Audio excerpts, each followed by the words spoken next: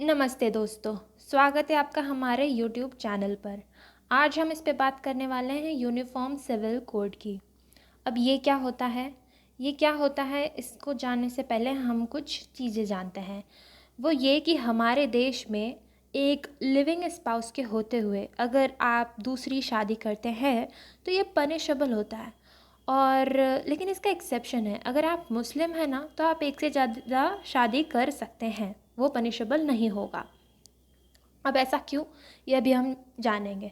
इसी तरह से डिवोर्स की बात लें तो जैसे कि आप जानते हैं पहले डिस्क्रिमिनेशन हुआ करता था मुस्लिम्स में कि जो मैन है वो 3 बार तलाक बोल के अपनी वाइफ को डिवोर्स दे सकता है, जबकि वाइफ नहीं कर सकती थी। बाद में हालांकि ये चेंज हो गया। और इसी तरह से डिवोर्स के प्रोविजंस थोड़े अलग अलग हैं रिलीजन वाइज, ठीक है। और उसके बाद हम चाइल्ड मैरिज की बात करें, अगर लड़की 18 साल से कम की है या लड़का 21 साल से कम का है तो वो चाइल्ड मैरिज होती है और वो इलीगल होती है। लेकिन कुछ कम्युनिटी को वो भी अलाउड है, ठीक है। और इसी तरह से अगर हम वुमेन के शेयर की बात करें प्रॉपर्टी में तो हिंदू वुमेन को तो इक्वल शेयर मिलता है, लेकिन मुस्लिम्स वुमेन के लिए ऐसा कोई प्रोविज़न नहीं है, जो कि सरासर गलत है, ठीक है। और इस तरह से मुस्लिम वुमेन ना मेंटेनेंस क्लेम नहीं कर सकती अपने हस्बैंड से।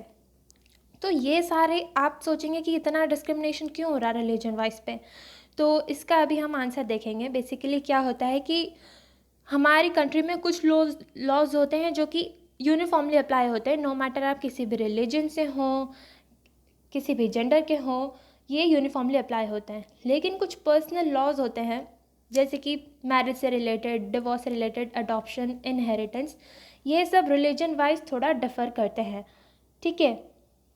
तो अब इसी वजह से, ये डिफरेंस होने की वजह से ये डिस्क्रिमिनेशन पॉसिबल हो पाता है, जो कि कुछ लोगों को बिल्कुल अच्छा नहीं लगता। और ऑफ कोर्स यूनिफॉर्मिटी होनी चाहिए हमारे देश में, इतना बड़ा देश है, इतनी सारी डाइवर्सिटी है, अगर हम एकता की बात करते हैं तो यूनिफॉर्मिटी होना चाहिए।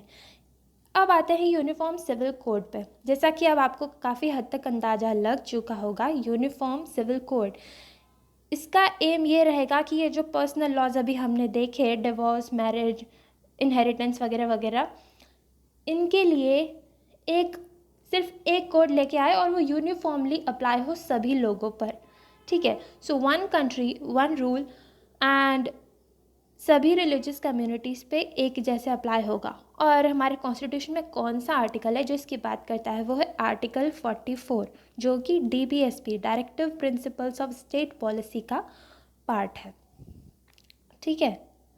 अब हम ये जानते हैं कि भाई अगर हम UCC ला देते हैं तो कॉन्स्टिट्यूशन में ऐसे कौन कौन से और आर्टिकल्स हैं जो कि हम कह सकते हैं कि इस चीज़ को सपोर्ट करेंगे।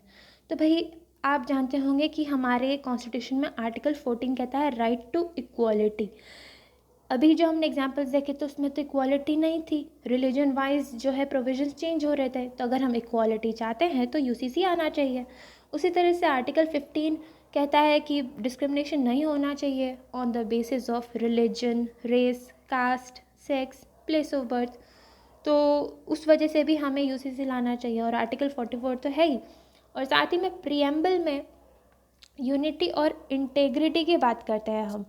तो अगर डिस्क्रिमिनेशन जारी रहेगा तो हम यूनिटी और इंटेग्रिटी की बात कैसे कर सकते हैं, राइट। तो इसीलिए UCC आना बहुत ज़रूरी है। लेकिन अब कुछ लोग कहेंगे कि भाई राइट टू रिलीजन भी तो है आर्टिकल 25 में, जिसके तहत हमारे रिलीजन के हिसाब से हमें चलने की बिल्कुल आज़ादी होती है। लेकिन उसमें रीज़नेबल रिस्ट्रिक्शन भी है, जैसे कि पब्लिक ऑर्डर, मोरालिटी, हेल्थ। तो अगर हम बात करें इस डिस्क्रिमिनेशन की तो this is not morally right, इसीलिए UCC लाया जा सकता है, ठीक है। और कुछ जुडिशल केसेस में इवन कोर्ट ने भी ये कहा था कि UCC लाने की बहुत ज़्यादा ज़रूरत है हमारे देश में, जैसे कि शाह बानो केस था 1985 का, शायरा बानो केस था 2017 का।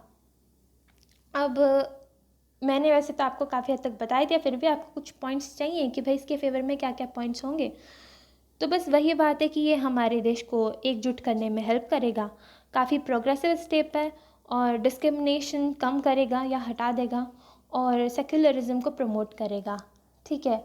और एक कोहेरेंट लीगल सिस्टम आएगा और ऑफ कोर्स ह्यूमन राइट्स, जो ह्यूमन डिग्निटी जो होती है वो भी प्रोटेक्ट करेगा। लेकिन कुछ चैलेंजेस हैं। चैलेंजेस क्या हैं कि यार अपोजिशन, कुछ लोग हैं जो कि इसको अपोज करते हैं, पॉलिटिक्स काफ़ी खेली जा रही है इस पर, और लोग इतने इन्फॉर्म्ड नहीं हैं कि ये है क्या। कुछ लोग सोच रहे हैं कि ये कुछ कम्युनिटीज़ पे ज़बरदस्ती इम्पोज किया जा रहा है या उनके अगेंस्ट है, जो कि ऐसा बिल्कुल भी नहीं है। तो ये कुछ चैलेंजेस आएंगे कि भाई सारे कम्युनिटीज़ को एक ही कोड पे सहमति दिलाना कि हाँ हाँ अब से यही सब सभी पे अप्लाई होगा, ये थोड़ा डिफ़िकल्ट हो सकता है, लेकिन हाँ इसकी ज़रूरत तो काफ़ी है। तो वे फॉरवर्ड यही है कि हमें वो स्टेप लेना चाहिए जो कि सभी के लिए अच्छा हो, और उसके लिए हमें अवेयर करना चाहिए, लोगों को सेंसिटाइज करना चाहिए, और कंसेंसस के बाद हमें ये स्टेप लेना चाहिए। तो मेरे हिसाब से तो यूसीसी बिल्कुल आना चाहिए। और आपको क्या लगता है, या आप हमें कमेंट सेक्शन में बताएंगे। और हाँ, एक और बात, हमारे देश में ना गोवा सिर्फ एक ऐसा स्टेट है जहाँ पे यूसीसी अप्लाई ऑलरेडी है, और उत्तराखंड भी एक स्टेट है जो उसको लाने की बात कर रहा है। तो बस इतना ही था इसमें। If you like this video then do like, share and subscribe, and if you have any question then do let me know in the comment box, and also please give me your feedback, like how can I improve this video of mine. So that's all for today. Thank you so much.